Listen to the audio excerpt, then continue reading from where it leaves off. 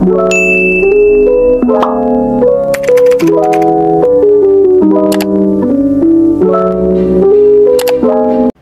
hi guys, this is Christine, your sales consultant here in Peak Motors sa Abad Santos. So for today's video guys, meron tayo ditong available unit na 2023 Montero GT 4x4 automatic. So bibihira lang guys magkaroon ng ganitong unit sa dealer natin. So ngayon may chance tayo guys na i-review yung unit na to para sa mga naghahanap ng 4x4 automatic. Then at the end of this video guys, isi-share ko din sa inyo yung SRP, discount, and promo na in-offer namin dito sa dealership.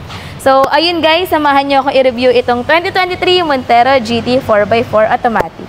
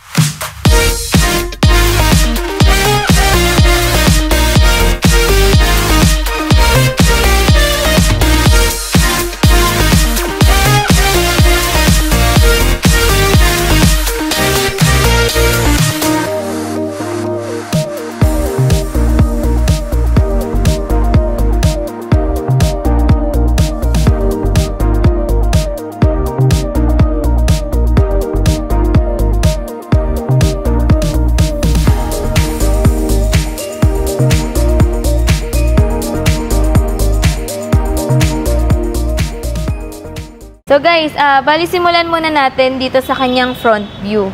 Okay. Guys, kung makikita nyo, meron tayo ditong LED headlight. Then, dito naman yung DRL natin. Naka-LED na rin siya.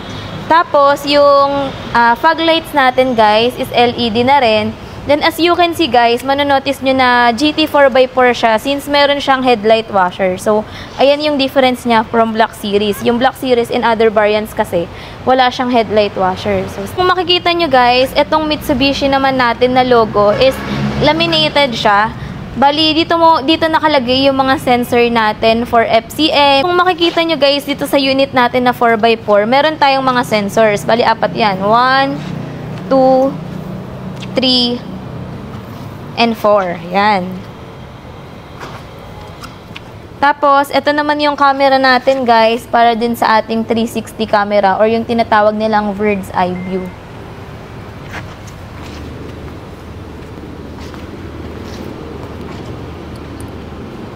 So, dito naman tayo sa gulong niya, guys. Yung size ng gulong natin is 265/60 R18. Bali, 18-inch, two-tone alloy wheels na siya. So, ito yung itsura niya. Siya lang yung naiiba sa lahat ng Montero variants. Yung manual, GLS, and Black Series is naka-alloy wheels lang. Siyempre guys, since top of the line, naka-keyless operating system na rin tayo. Bali, ito yung susi niya guys. I-unlock lang natin yung unit yan. Automatic, mag-unfold na yung kanyang side mirror. So, ito guys, yung side mirror niya, meron siyang chrome accent. Then, ito naman yung integrated turn signal lights. Bali yung unit natin guys is naka smart key entry na lang siya. As long as nasa inyo po yung unit, pwede nyong pindutin tong button para mag-lock and unlock. So tara guys, pasok tayo dun sa loob ng unit.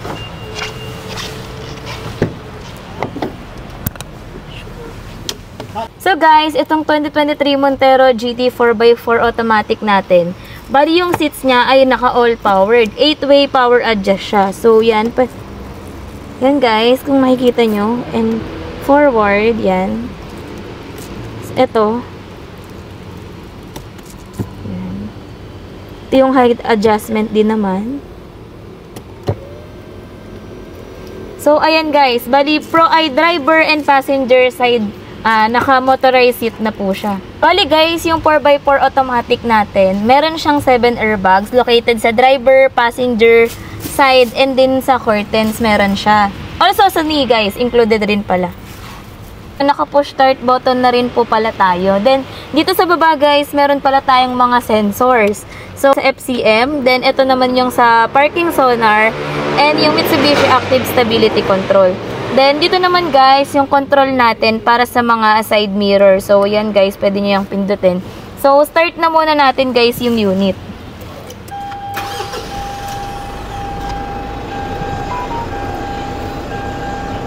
Oh, ito pala guys, equipped din pala siya ng paddle shifter. So, yung Montero GT 4x4 kasi natin is 8-speed automatic with sports modes. Dito naman tayo guys sa steering wheel ng Montero GT 4x4.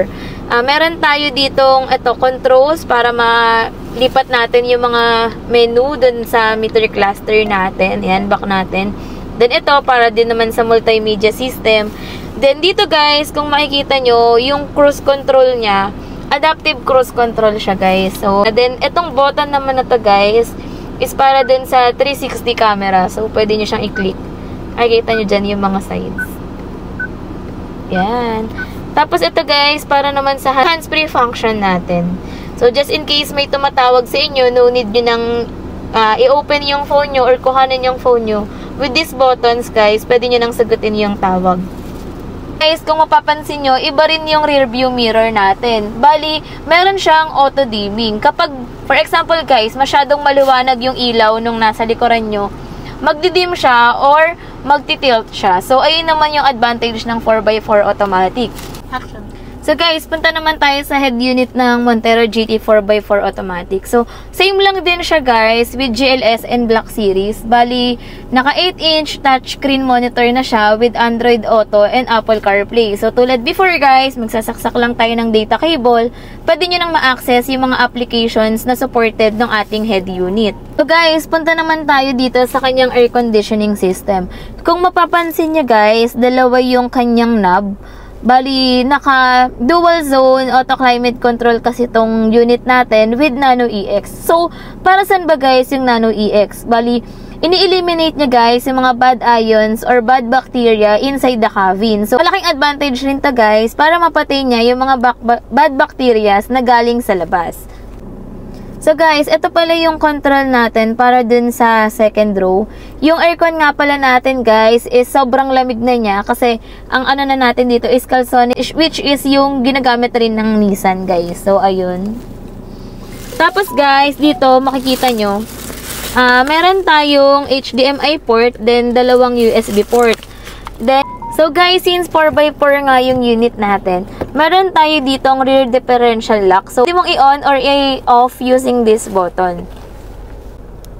So guys, bali yung Montero automatic natin guys is tulad ng nabanggit ko kanina, naka 8-speed automatic with sports mode. Then, ito guys, yung difference din ng GT 4x4 sa Black Series, ay nawala sa mga Black Series or lower variants. Meron siyang hill descent control. Then, and ito naman guys is para sa terrain selector niya. So guys, kung mapapansin nyo, sa GT 4x4 automatic, meron din tayo ditong super select. So, meaning kapag 2H, two-wheel drive lang yung gumagana. Then, yung 4H, all-wheel drive.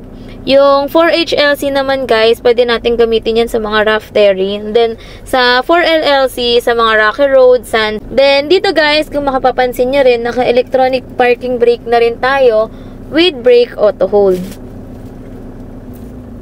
So guys, ito naman yung hinahanap ng lahat. So, yung GT 4x4 natin guys, meron siyang sunroof. Yan.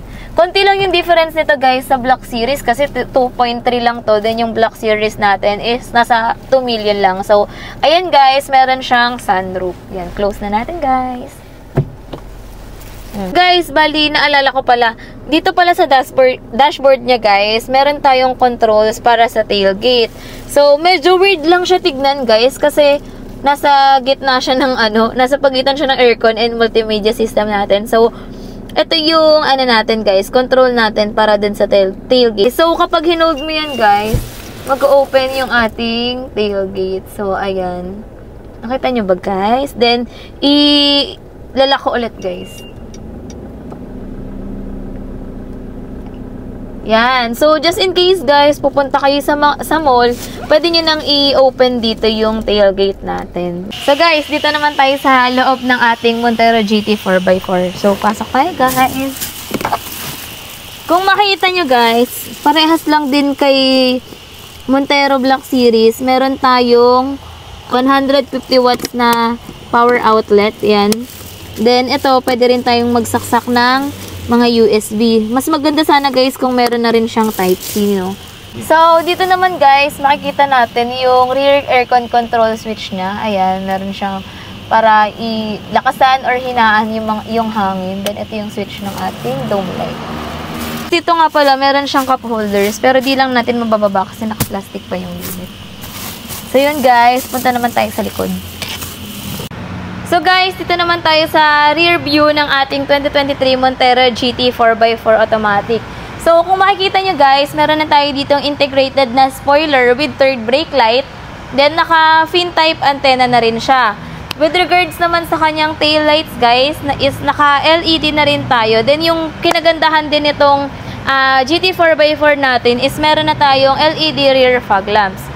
So, etong tailgate natin guys is naka-power tailgate na rin. So guys, kung katulad ko kayo na kinapos sa height, tulad niyan, hindi ko abot yung sa tailgate niya para ma-close yung unit. Pwede natin gamitin yung kick sensing niya. So, ayan guys, in one kick, bababa na yung kanyang tailgate. So guys, pag-usapan naman natin yung SRP nitong 2023 Montero GT 4x4 automatic. So, SRP niya guys is 2,370,000 with cash discount of 20,000. So, sa tingin niyo guys, for its price na 2.3, worth it na ba siya sa mga features na available sa kanya? So, pag-usapan naman natin guys, yung down payment natin for in-house financing.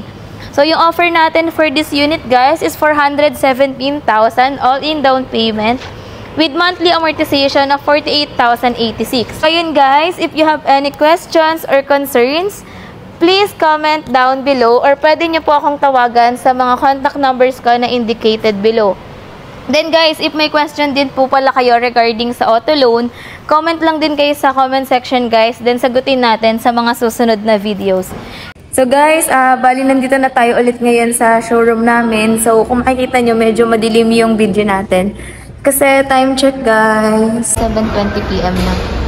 So guys, if meron akong mga nabanggit na maling info dito sa video na to, please feel free to correct me in the comment section below. Then let me know your thoughts guys sa unit natin na 2023 Montero GT 4x4 automatic. So worth it ba siya for its price?